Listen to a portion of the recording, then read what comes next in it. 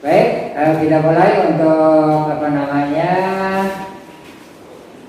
tutorial yang kedua ini, berikut ini, yakni kedudukan matahari. Ya, kedudukan matahari pada awal waktu sholat.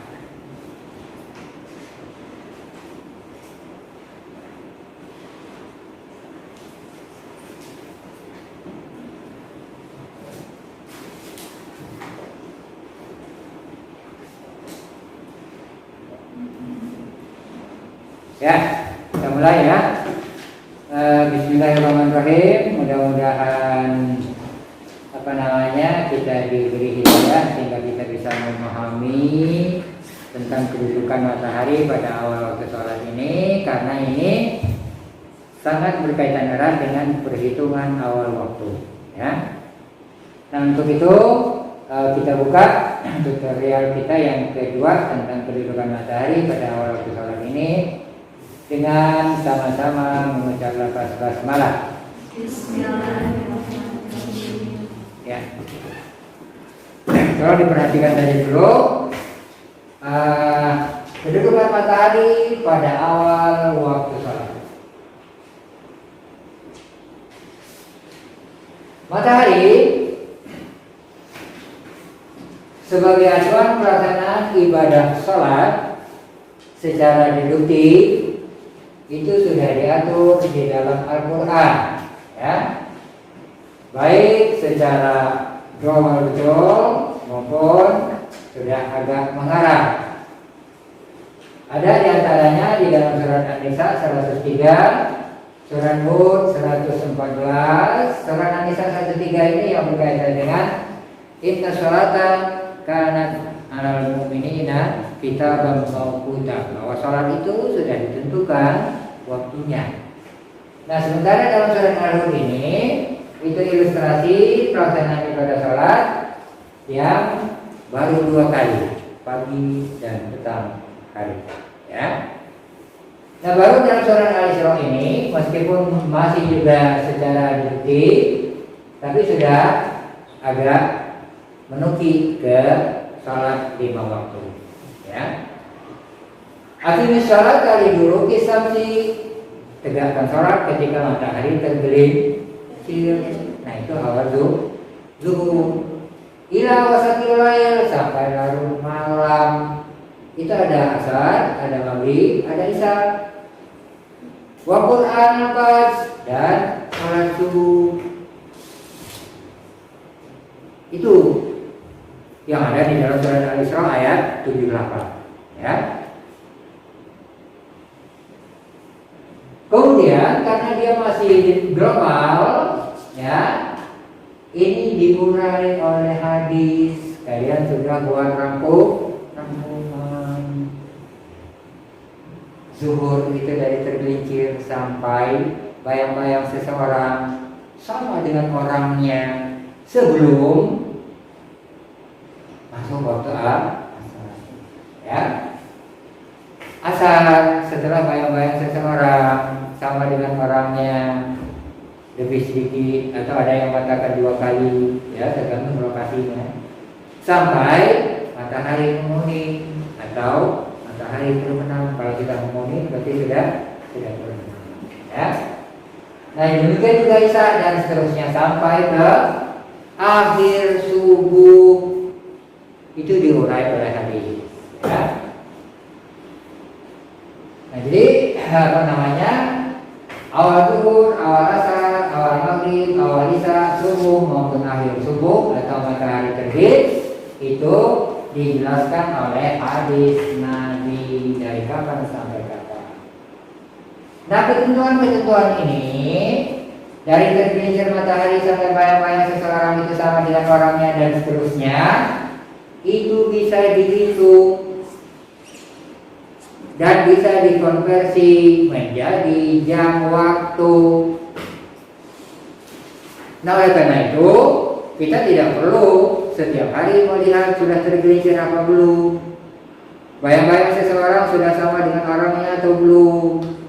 matahari sudah menguning atau belum? Ya, kalau nggak hujan, kalau hujan, apanya yang menguning? Nah, gitu kan? Artinya itu bisa dihitung dan kita konversi menjadi jam sehingga adalah lahir jadwal waktu sholat. Ya. Nah, kedudukan matahari ya yang kita maksud itu adalah titik pusat matahari. Baik zuhur, asar, maghrib, isya, subuh, suruh, duha, itu yang dimaksud adalah titik pusatnya. Pada awal zuhur, kedudukan matahari ya itu kedudukan titik pusat matahari ketika zuhur masuk itu tepat di meridian karena matahari sedang berkulminasi. Jadi awal zuhur masuk itu, batas awal zuhur masuk itu matahari di meridian. Itu titik pusatnya. Ya. Pada saat kulminasi titik pusatnya berada di meridian sehingga itu merupakan batas awal. Ketika matahari tidak berkulminasi di titik zenit, ya, zenit itu di bawah nadir. Saya berdiri di atas kepala saya itu zenit. Jadi masing-masing titik ada zenitnya, ya. Ketika matahari tidak berkulminasi di zenit atau tidak berkulminasi di atas kepala, ya, bayang-bayang benda atau bayang-bayang tempat yang terpanjang tegak lurus di atas tanah memiliki panjang tertentu, ya, dan tepat mengarah utara selatan. Jadi kalau matahari di utara, bayang-bayang saya ke selatan punya panjang tertentu tepat utara selatan. Kalau matahari di selatan, bayang-bayang saya ke arah utara punya panjang tertentu tepat utara selatan. Ya. Oke, ini dia. Ketika dia tidak berkulminasi di titik zenit ini, tapi dia berkulminasi di sebelah kiri atau sebelah kanannya, maka bayang-bayang tempat ini akan tepat utara selatan. Tinggal apakah dia dari tongkat ke arah utara ataukah dari tongkat ke arah selatan tergantung posisi matahari. Apakah dia panjang ataukah dia pendek tergantung tinggi tongkat, tergantung posisi matahari. Ketika matahari jauh di selatan, bayang-bayangnya walaupun pendek, panjang. Ketika jauh di utara, walaupun tongkatnya pendek, bayang-bayangnya panjang. Ketika di sekitar khatulistiwa, bayang-bayangnya pendek. Ketika di atas kepala, tidak ada bayang-bayang. Beberapa hari ke depan, kalau nggak percaya, tunggu azan, berdiri di depan masjid, segitu azan masuk, ada atau tidak bayang-bayang ketika kita berdiri, ya, karena dia pas di atas kepala. Oke, nah setelah matahari dalam perjalanannya arah ke barat, jadi ketika kulminasi titik pusatnya ada di meridian, dan kemudian dia melanjutkan pagi hari terbit sampai kulminasi, lalu dia melanjutkan ke arah barat. Melepaskan diri dari meridian, ujung bayang-bayang tongkat atau benda yang tegak lurus melepaskan diri dari garis utara berbelok ke arah timur. Jadi kalau ini pas kulminasi tepat utara selatan, segitu matahari meneruskan ke titik barat ke arah barat, ujung bayang-bayang ini bergeser ke arah timur. Ya, pangkatnya belum, baru ujungnya. Keadaan demikian disebut tergelincirnya matahari awal waktu zuhur sudah masuk. Ya.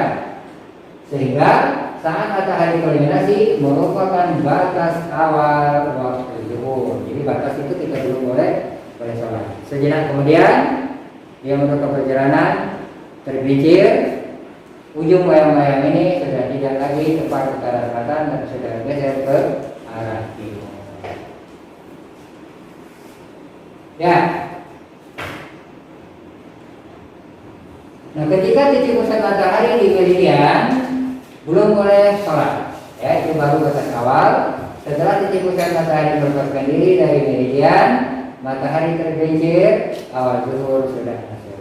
Ya, baik. Nah, sekarang itu kedudukan matahari pada awal waktu zuhur. Matahari sudah tergelincir, masih di meridian tapi sudah bergerak. Ya. Nah, karena matahari masih di meridian meskipun dia sudah bergerak, lingkaran waktunya berhimpit dengan lingkaran meridian.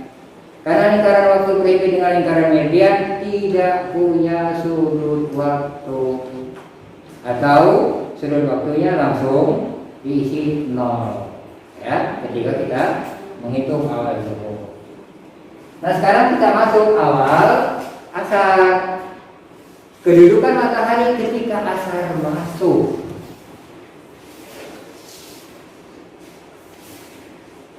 Lagi-lagi ini titik pusatnya, ya, titik pusat matahari ketika awal asar masuk. Itu berapa derajat dari meridian? Kalau zuhur tadi tidak ada hitungan menit aja, tidak ada ya, tapi sudah tergelincir.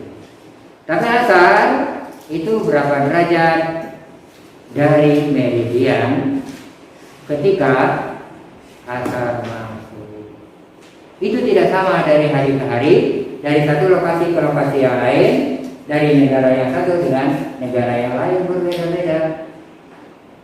Ya, jarak matahari dari meridian yang kita sebut dengan H tinggi matahari ketika asar masuk atau H asar. Ya. Saat matahari berkulminasi, bayang-bayang tongkat yang tegak lurus di atas bidang datar mempunyai panjang tertentu, bisa 5 cm. Ingat ya, ketika dia tidak di zenit. Bisa 5 cm, bisa 10, bisa 15, bisa 20, bahkan lebih besar lagi. Tergantung jarak matahari dari khatulistiwa, tergantung tinggi tongkat atau bundanya. Ya. Nah, ini salah satu contoh ya, apa namanya, ketika matahari kulminasi, bayang-bayang paralel ini mempunyai panjang tertentu. Nah, bisa kita ukur nanti apa namanya, dari hari ke hari, dari tanggal ke tanggal, dia akan selalu berubah-ubah. Ya, mempunyai catat tebal. Ketika matahari kulminasi dan tidak kulminasi di titik ini, bayang-bayang tongkat yang terpanjang tidak lurus mempunyai panjang tertentu. Bisa 5, bisa 10, bisa 15, bisa 20, dan bisa lebih besar, lebih panjang dari 20 cm. Ya, baik. Setelah matahari meneruskan perjalanan bergerak ke arah barat, ujung bayang-bayang bergerak perlahan ke arah timur. Jadi ketika ini di meridian, lalu dia meneruskan ke arah barat, ujung bayang-bayang ini bergeser ke arah timur. Semakin lama semakin ke arah timur dan semakin memanjang. Kalau awalnya 10, bertambah panjang 15, bertambah panjang menjadi 20, jadi 30, jadi 40, jadi 75, jadi 90. Nah, ketika dia semakin panjang, dia semakin ke arah timur.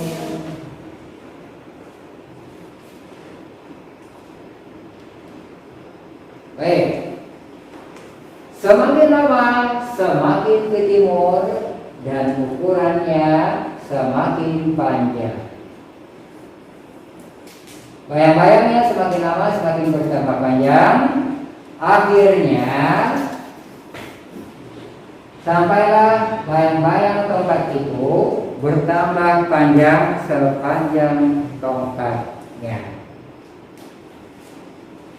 Misalnya tongkat ini 1 meter. Ketika kulminasi panjangnya 10 cm bayang-bayangnya. Nah, awal asar akan masuk ketika bayang-bayang tongkat ini bertambah 100 cm dari 10 ketika kulminasi. Panjang bayang-bayang seluruhnya 110 cm ketika akar masuk. Itu yang dimaksud dengan dibanding panjang bayang-bayang saat kulminasi. Jadi saat kulminasi 10 cm, dia bertambah lagi setinggi tongkat itu. Kalau tongkatnya 1 meter, berarti dia bertambah dari kulminasi ini 100 cm. 100 cm ditambah saat kulminasi 10, berarti 110. Ya, ini lebih konkretnya. 16 November 2019, ya, paralel ini 91,5 cm. Saya tegakkan di belakang rumah, ya. Pada saat matahari kulminasi, bayang-bayang paralel ini cukup pendek, yaitu sepanjang A garis biru ini. Berapa? 19,5 cm. Nah, ini tepat utara selatan. Lalu semakin lama matahari semakin rendah, bayang-bayang paralel yang 91,5 cm ini semakin bertambah panjang. Akhirnya bayang-bayang paralel 91,5 cm ini bertambah sepanjang atau setinggi paralel, yaitu 91,5 cm. Jadi bayang-bayang A awal kulminasi, bayang-bayang B ketika asar masuk. Ya, asar masuk jam 15.08. Awal zuhur sebelum jam 12. Ya. Nah, bayang-bayang ketika kulminasi ditambah bayang-bayang setinggi paralon itu A plus B berarti 95,5 cm ditambah 91,5, 111 cm. Ketika bayang-bayangnya 111 cm, maka zuhur masuk. Ini untuk hari ini, untuk esok lain lagi. Ya, lain lagi karena bayang-bayang saat kulminasi sudah bukan 19,5 tapi sudah lebih atau kurang. Oke. Nah, ini dia. Ketika matahari berkulminasi di titik sini, minggu-minggu ini di Metro atau di Lampung umumnya, bayang-bayang tempat AB tidak ada sama sekali. Nah, ketika dia kulminasi tidak di titik sini, tetapi di titik M1, matahari berkulminasi di titik M1, maka tongkat AB mempunyai panjang tertentu. Jadi tongkat AB yang kena cahaya matahari ketika kulminasi di sini, nah, ketika kulminasi di M1 itu mempunyai panjang tertentu, yaitu dari B ke C atau B kecil. Ini batas awal zuhur. Sejenak kemudian dia meneruskan perjalanan, matahari tergelincir. Ujung bayang-bayang C ini sudah tidak lagi tepat utara selatan, tapi sudah serong ke kiri, ke timur sedikit. Semakin lama semakin rendah, semakin lama semakin rendah menuju M2. Bayang-bayang tongkat AB yang panjangnya kita umpamakan A itu bertambah panjang dari C ke D sampai dia di M2, maka panjang bayang-bayang AB itu adalah CD sama dengan AB. Nah, panjang bayang-bayang AB sudah bertambah sepanjang tongkat AB ditambah bayang-bayang ketika kulminasi itu awal asar masuk. Ya. Jadi ketika dia kulminasi di sini tidak ada bayang-bayang, maka panjang bayang-bayang ini sama dengan tongkat. Tapi ketika dia tidak definite, maka dia harus bertambah panjang sepanjang tongkat itu di luar garis putus-putus. Ketika pulni, baik.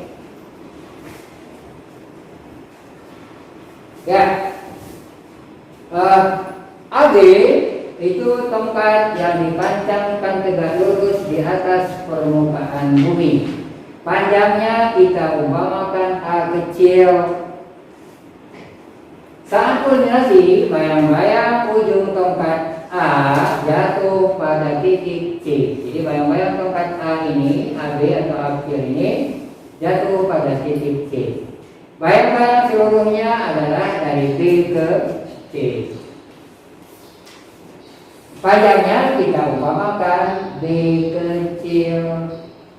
Karena tongkat AB terpanjang tegak lurus, arah AB adalah arah vertikal ke atas. Ya.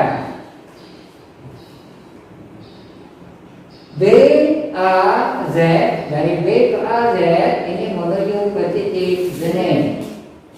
C A M1 berarah ke titik pusat matahari ketika di meridian. C A M1 berarah ke titik pusat matahari ketika di meridian. Sudut ya Z A M1, sudut Z A M1 itu jarak dari titik zenit ke titik pusat matahari yang kita sebut ZM kecil. Ya, selanjutnya nanti dalam perhitungan kita itu Z saja. Setelah matahari melewati titik kulminasi bergerak ke arah barat, semakin lama matahari semakin rendah, bayang-bayang tongkat AB menjadi bertambah panjang. Oke. Waktu asar masuk ketika bayang-bayangnya adalah B, C, D sepanjang bayang-bayang BC plus CD. Dengan demikian bayang-bayang tongkat AB pada awal asar masuk B plus A. Ya. Asar masuk bayang-bayang ujung tongkat A jatuh pada titik D. D, A, N2 adalah arah ke titik matahari pada saat masuknya awal asar. Ini berarti bayang-bayang BC dan BD tidak berhimpit, ya. Dari BC ke BC ketika asar masuk itu tidak lagi berhimpit dengan bayang-bayang BD, karena BD sudah serong ke arah timur. Nah, sudut ABD ya, sudut ABD sama dengan tinggi matahari ketika awal asar. Sudut ABD sama dengan tinggi matahari ketika awal asar masuk. Nah, rumusnya, awas kalkulatornya ya. Kotaman sudut ABD, kotaman sudut ABD sama dengan BD dibagi ABD. Lebih besar yang dibagi ya dari pembaginya. Oke ya. Kotaman sudut ABD sama dengan BD per AB. BD yang ini B plus A, AB-nya A. Ya. Kotaman sudut ABD sama dengan BD per AB. BD sama dengan B plus A. B plus A. AB sama dengan A. Kalau begitu BD per AB sama dengan A plus B plus A per A. B plus A per A sama dengan B per A ditambah A per A. A per A sama dengan 1. Ya, CD dibagi AB itu 1. Tinggal yang B per A. Nah, karena A per A sama dengan 1, maka B per A ditambah A per A sama dengan B per A plus 1. Nah, 1 itu jangan kita ganti dulu nanti ya. Yang penting dia sudah pasti 1. Yang kita akan olah yang B per A. Sudut B per A ini sama dengan tangan dari B A C. Ya, B per A ini sama dengan tangan dari sudut B A C atau tangan dari ZAN1. ZAN1 sama dengan ZM. Nah, dengan demikian rumus tinggi matahari pada asar kos tangan H sama dengan tan ZM plus 1. ZM sama dengan P min deklinasi. Dengan demikian tan ZM plus 1 sama dengan tan P dikurangi deklinasi plus 1. Nah, berapa P, berapa deklinasi? Lain daerah, lain P, lain tanggal, lain bulan, lain deklinasi. Ya, oke. Nah, ini kita ambil contoh untuk deklinasinya dan untuk P yang berbeda-beda. Ya, ada Metro, ada Surabaya, ada Moskow, ada Alaska. Jadi Indonesia yang berada di Asia, Moskow yang ada di Eropa, Alaska yang ada di Amerika. Ya. Nah, ini tahunnya 2020, 24 Februari, 23 September 2020. Yang ini Moskow 22 Desember tahun 99. Mudah-mudahan saya masih hidup ya sampai 99 ya. Alaska 22 Desember 2099. Sekedar contoh aja ya. Baik. Sekarang tadi kita ambil contoh Surabaya. Lintang Surabaya minus 7 derajat 15 menit 27 detik. Ya. Tuh lintangnya. Deklinasinya minus 16 derajat 5 menit 9 detik. Nah, rumusnya P dikurangi deklinasi. P-nya min 7 ya, 7 derajat 15 derajat 27 derajat dikurangi min 16 derajat 5 derajat 9 derajat sama dengan minus atau plus 8 49 42 ya. Ya, itu P min deklinasi atau ZM-nya jarak dari titik pusat matahari ke zenit 8 derajat 49 42. Nah, kalau sudah ketemu baru tekan tangan karena rumusnya tan ZM baru plus 1. ZM adalah P min deklinasi. Nah, P min deklinasinya 8 49 42 baru tekan tangan sama dengan berapa? 0,15. Ya enggak? Ini tadi sudah 8, 49, 42. Ketik ulang aja kalau nggak ketemu. 8 derajat, 49 derajat, 42 derajat sama dengan dulu. Udah. Tan sama dengan 0,15. Iya. Baru ditambah 1, jangan ditambah 1 dulu yang tadi. Yang tadi jangan ditambah 1 dulu, selesaikan dulu yang dalam kurung. Kalau ini tidak ketemu ini baru tekankan. Setelah tanda ketemu baru tambah 1. Tambah 1 sama dengan 1,15 sekian.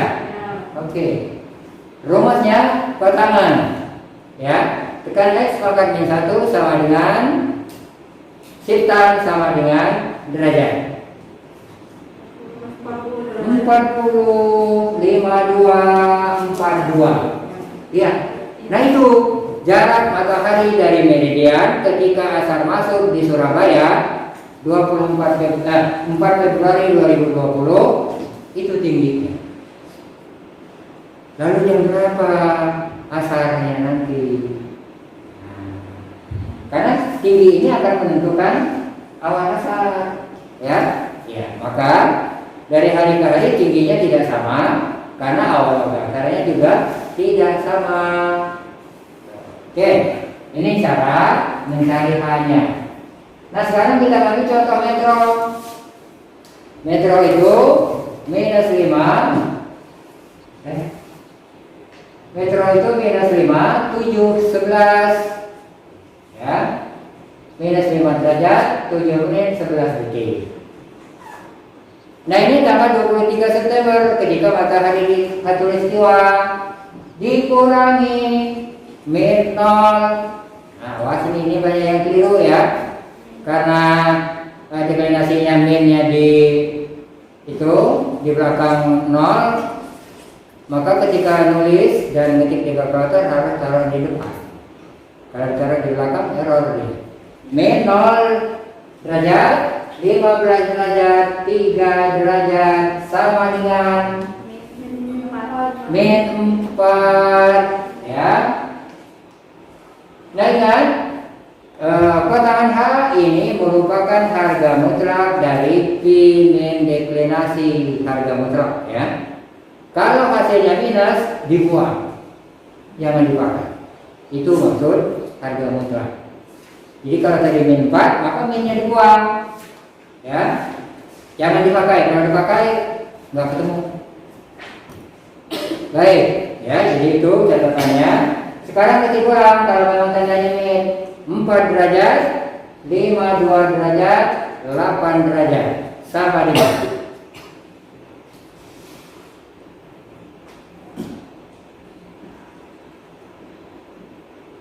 tan sama dengan. Nah, ini kok punya saya jadi ini ya?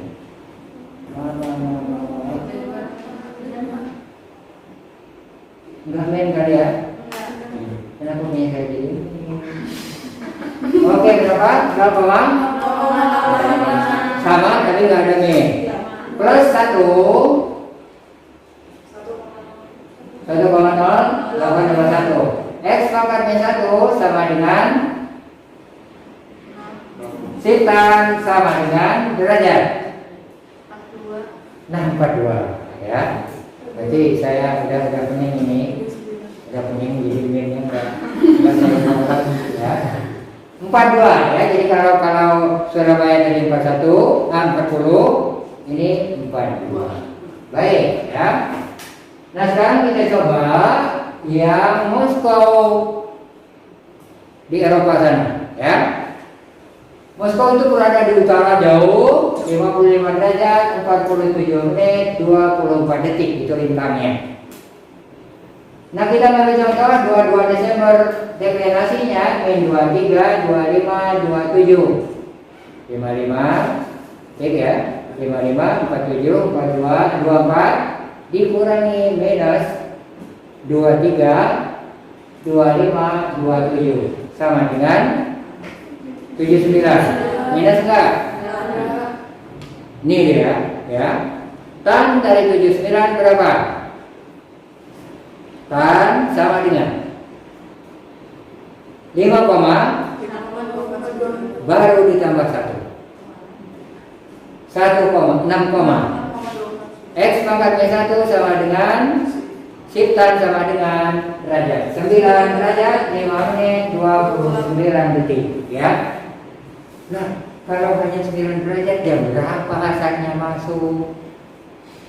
Wong yang Surabaya tadi aja apa namanya 40 itu sebelum jam 3, kalau ini 9 jam berapa asalnya. Nah itu ya, dia akan menentukan awal waktu ya. Sekarangnya oh ternyata asalnya 13.46 karena tingginya hanya 9. Tapi kalau tingginya 76, asal di atas jam 18. Ada nanti saatnya ketemu ya. Oke ya. Ternyata asalnya 1346, 22 Desember tahun 99 itu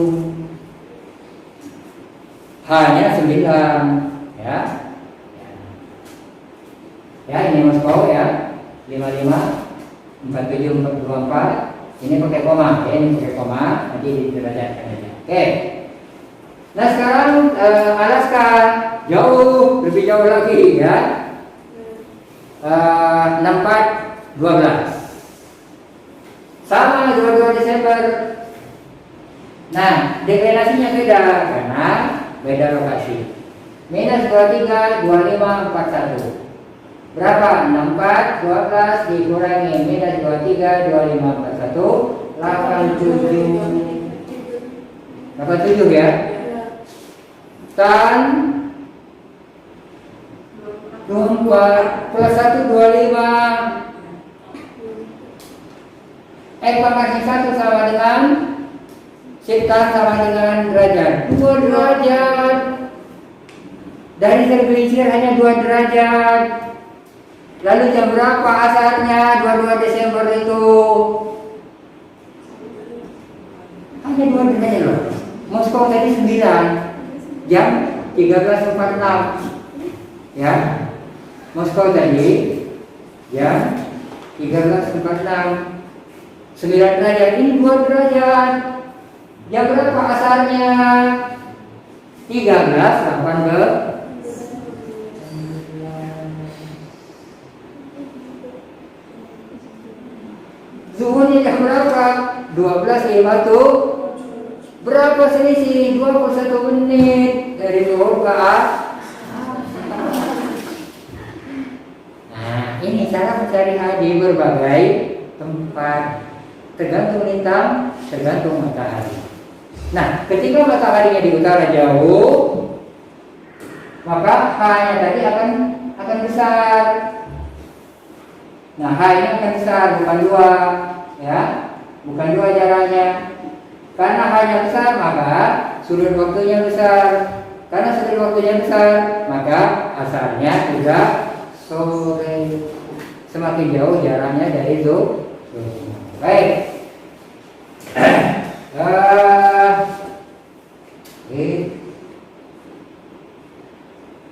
Waktu maghrib ya, waktu maghrib itu dimulai setelah matahari terbenam dan waktu subuh berakhir pada saat matahari terbit. Matahari terbenam ketika piringan matahari seluruhnya sudah berada di bawah. Demikian juga matahari terbit. Ya. Garis kuku piringan matahari itu bersinggungan dengan garis ufuk. Titik pusat matahari ketika terbenam dan terbit itu sudah jauh di bawah ufuk.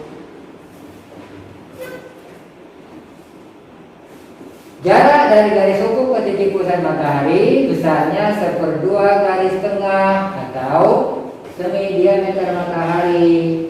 Garis tengah matahari rata-rata 32 menit. Jadi jarak dari titik pusat matahari ke garis ufuk sebesar 16 menit. Karena dia di bawah, dia minus walaupun tidak dikasih tanda. Nah ini dia ya. Ini matahari, ini ufuk. Kalau terbit dia dari bawah mau ke atas, kalau terbenam dari atas ke bawah. Sama posisinya. Nah titik pusatnya sudah jauh dari ufuk setengah garis tengah atau setengah diameter. Diameternya 32, maka separuhnya 16. 16 itu menit ya, bukan derajat ya.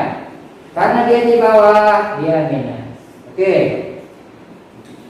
Nah yang kedua, unsur yang kedua ya, itu kerendahan ufuk. Nah kerendahan ufuk ini ketika kita berdiri di lapangan, kita menghadap ke depan, tidak ada gangguan, tidak ada hambatan. Tembuslah kita di diri ini, namanya ufuk hakiki. Kita berdiri di depan, menghadap ke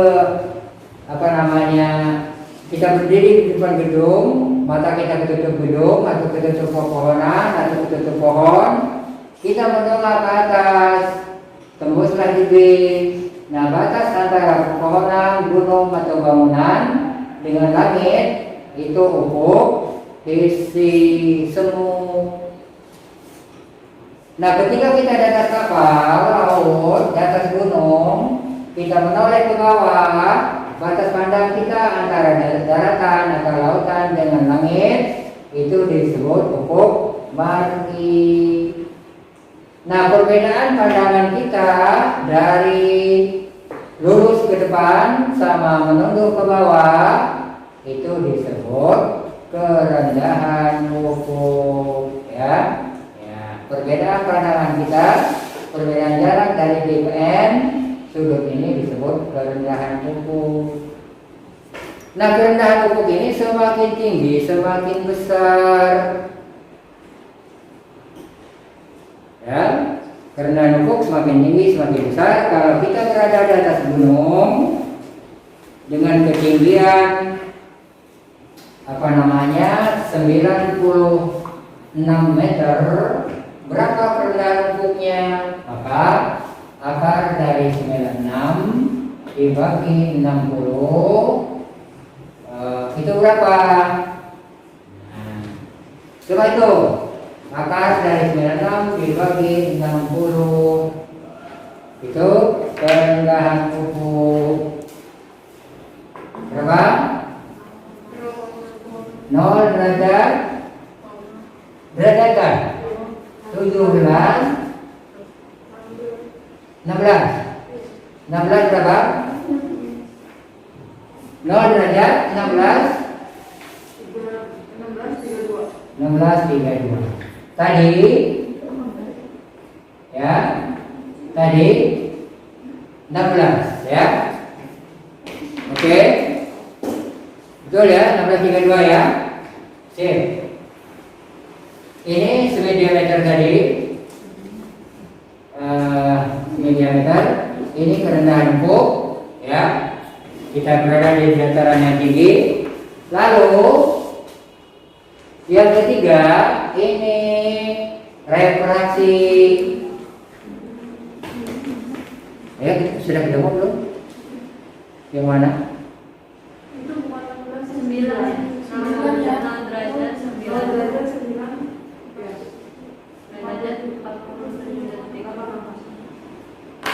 bukan 16.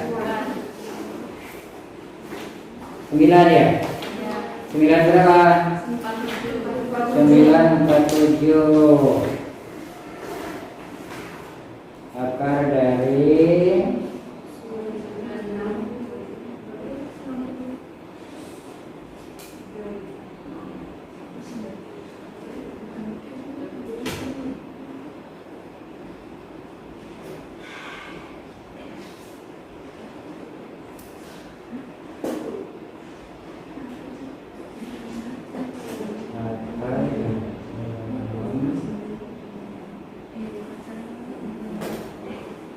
948 ya. 948. Oke. 948. Nah, kemudian refraksi. Nah, refraksi ini pembiasan cahaya. Semakin rendah partikel-partikel yang di bagian bawah ini itu semakin tebal, semakin padat. Semakin tinggi, semakin tipis. Tinggi betul, tidak ada lagi partikel-partikel. Nah, oleh karena itu, karena semakin rendah, partikel itu semakin padat, dia matahari, sinar cahaya matahari tidak bisa langsung, melainkan sudah dihantarkan oleh partikel-partikel yang begitu padat. Berbeda dengan tengah hari tidak ada partikel lagi karena sudah tinggi, cahaya matahari langsung ke kita. Nah, karena partikel-partikel yang begitu padat di bagian bawah pagi hari atau sore hari, maka kita melihat matahari sudah berada di B1, sebenarnya dia masih di B. Kita sudah melihatnya sudah di atas atap, sudah di atas pepohonan, sebenarnya dia masih di bawah. Kenapa? Karena dia diangkat oleh pantulan partikel-partikel yang begitu padat itu. Akhirnya kita seolah-olah melihat matahari sudah tinggi, padahal dia masih rendah. Satu. Yang kedua, kita melihat matahari sebegitu besar, padahal dia kecil, sama dengan tengah hari. Tapi tengah hari tidak ada lagi partikel yang menghantarkan, yang menghambat. Kalau pagi, partikelnya begitu padat sehingga nampak lebih besar, selain nampak lebih tinggi. Partikel-partikel yang begitu padat itu banyak menghantarkan warna biru, sehingga pagi dan sore hari warnanya kemerah-merahan, enak dipandang. Kalau tengah hari, siapa yang berani natap mata? Ya. Nah, ini kebalikannya, semakin rendah semakin besar. Kalau kerendahan ufuk tadi semakin tinggi semakin besar, ini semakin rendah semakin besar. Ya. Yang paling rendah ketika matahari terbenam, refraksi. Ini 0,3430. Ya. Total 18,60. Berapa ini? 1 ya? Karena di bawah dia minus. Betul nggak ini? Simpan 1 16 20 simpan 1 0 ya. Ya, 1 ya. 1. Oke.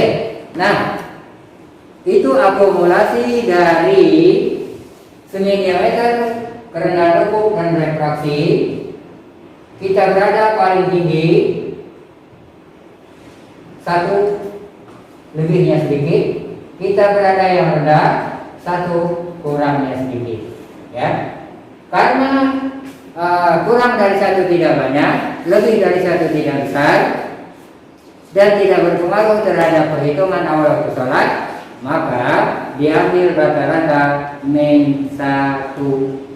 Jadi kedudukan matahari ketika maghrib masuk terbenam atau ketika subuh berakhir terbit itu -1 di bawah. Ya. Nah, kalau jaraknya dari meridian 90 dikurangi -1 sama dengan 91 derajat. Nah, nanti dalam perhitungan kita akan menggunakan -1 langsung, tidak nyari lagi unsur-unsur ini. Nanti di parabola baru dipotong. Kalau di parabola nggak boleh global, harus tinggi semua. Ya, ya, baik. Apa namanya? Inilah kedudukan matahari pada awal zuhur, asar, dan maghrib dan akhir subuh. Nah, sementara isya dan subuh itu sudah disepakati khusus Indonesia. Isya -18 di bawah ufuk itu masuk, subuh -20 di bawah ufuk. Meskipun yang subuh masih dibincang terus, masih digodok terus, terlalu malam. Ya. Oke, sementara ini kedudukan matahari pada awal waktu sholat. Jadi zuhur di meridian, maghrib min 1, suruh min 1, isya min 18, subuh min 20. Asar dicari dengan rumus kota manha sama dengan tan ZM plus 1 sama dengan tan B min deklinasi plus 1. Ya, mudah-mudahan penjelasan maraton secara garis besar ini bisa menambah pemahaman kita dalam kaitannya dengan perhitungan awal waktu salat di berbagai daerah dari 1 Januari sampai 31 Desember, termasuk nanti mungkin yang di luar negeri. Oke, kita rehat dulu, nanti kita lanjutkan ke perhitungan awal waktu. Ya, nah perhitungan awal waktu ini satu nanti di dalam negeri, yang satu nanti di luar negeri.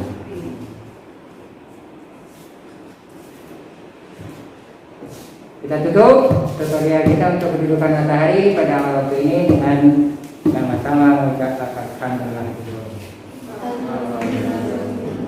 Istirahat dulu ya. Dua jam kemana?